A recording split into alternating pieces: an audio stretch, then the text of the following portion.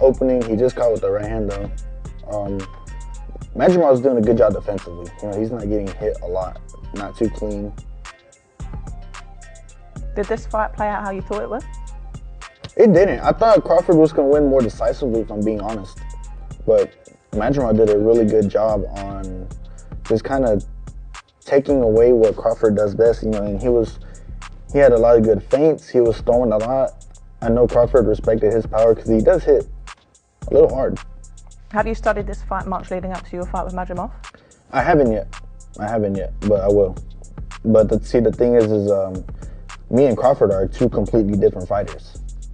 Terence Crawford versus Madrimov is analyzed, and honestly, Vergil Ortiz thought it would be more of a decisive victory for none other than Bud Crawford. So he was surprised by that. You guys heard the clip at the beginning. In this video, I'm going to talk about it. Now, I tell you guys all the time, there's a lot of low quality content available in boxing. You don't have to look far. So come to my channel for the opposite. I love my job because I get to rub it in your faces.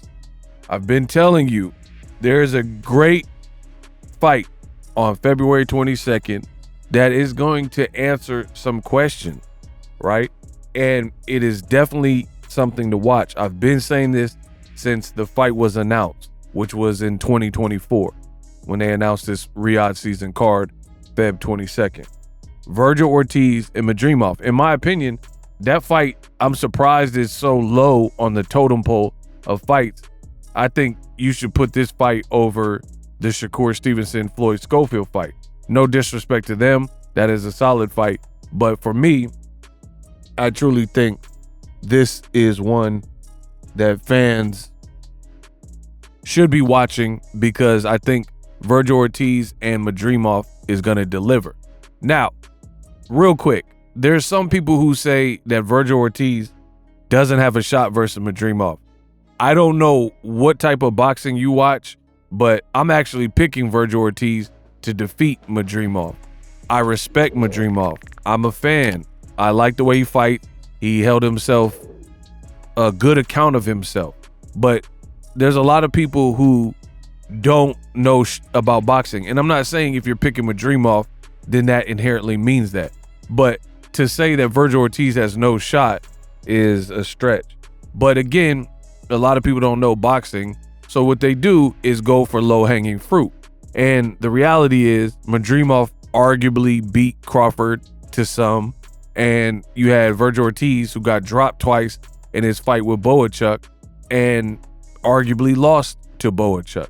So the power of deduction from the casual fan, they're like, one guy looks sharper against a guy who's more known, like Terence Crawford. The other guy, I guess you could say, struggled or got dropped and had a tough fight with Boachuk, a guy you don't know. Therefore, this triangle theory is supposed to work. I'm here to tell you, triangle theories do not work in boxing. It could be argued that Manny Pacquiao, I believe my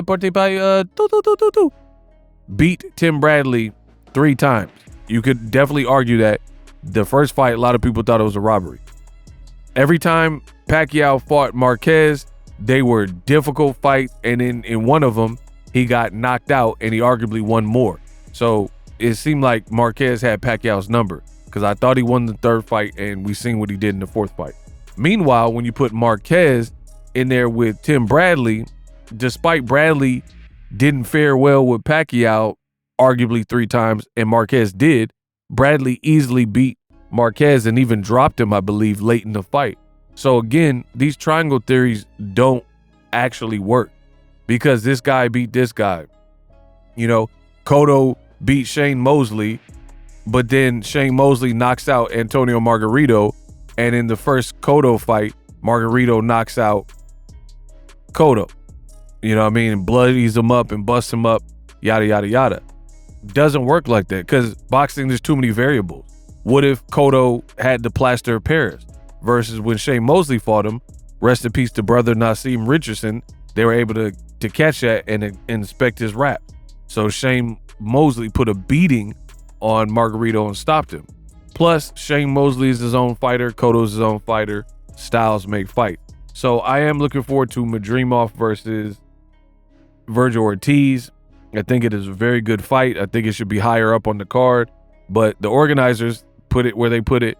I'll still be watching it. Now, as far as what Vergil Ortiz said at the beginning, that he was surprised. He thought Crawford would do better, basically. I'm paraphrasing. And I think that is fair because Madrimov's feint, foot movement, and awkward, unorthodox style gave Crawford all he can handle. The final thing I'll say is, depending on what happens in this Vergil Ortiz fight, people are definitely looking at it as a barometer for how Vergil Ortiz's style fares with Madrimov rather than Terence Crawford. And I told you, I'm not big on Terence Crawford moving up another 2 divisions to fight Canelo at 168.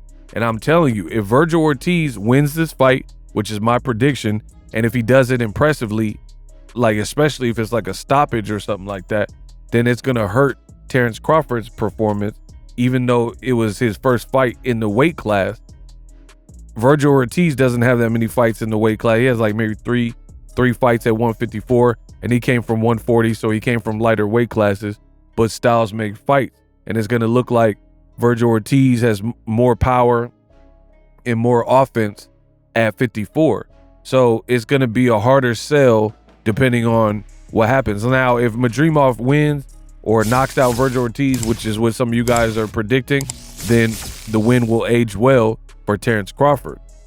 But I'm going out on a limb, and I think Vergil Ortiz wins. I don't vote and make these predictions based on anything other than what I think, and I believe styles make fights. Madrimov has a great style. He was able to give Crawford problems, but those same problems aren't necessarily the same for a completely different fighter. And Vergil Ortiz said it himself. He said, you can't really compare. I can't really study too much because me and Crawford are 2 totally different fighters. And from what I've seen from Vergil Ortiz, you can easily say Crawford has more skills, but again, styles make fights. Vergil Ortiz he's very offense minded, and he's durable and arguably hits harder. So again, if he does good or stops Madrimov, a guy he sparred with, something Crawford couldn't do, it's gonna further fuel my speculation of not really wanting to see Crawford move up to 68 like some of you guys, because you're gonna have to ask yourself some questions like, how is it that Vergil Ortiz is able to beat Madrimov decisively, and then Crawford fought Madrimov? Because you have to, mind you, Crawford is like number 1 or 2 on the pound for pound list. So that means you should be able to make the adjustments and win decisively. And a DAZN fighter who's on the Riyadh season card is saying that he was surprised that Crawford didn't handle Madrimov more efficiently. So we'll see what happens when he gets in the ring with them. Let me know what you guys think. But I'm definitely going to be watching and comparing to Madrimov's last fight. If you're new to YouTube and you're struggling to get views, one tool I can provide to you is TubeBuddy. I've been on YouTube over 10 years. I use TubeBuddy daily to crank out videos just like this one that you're watching. Learn how the pros do it with TubeBuddy. YouTube receives a lot of traffic, which also means a lot of creators, a lot of people putting out content. So you need to learn the ropes so you know how to separate yourself, especially if you're new. But even if you're a pro, use TubeBuddy. The link is in the description.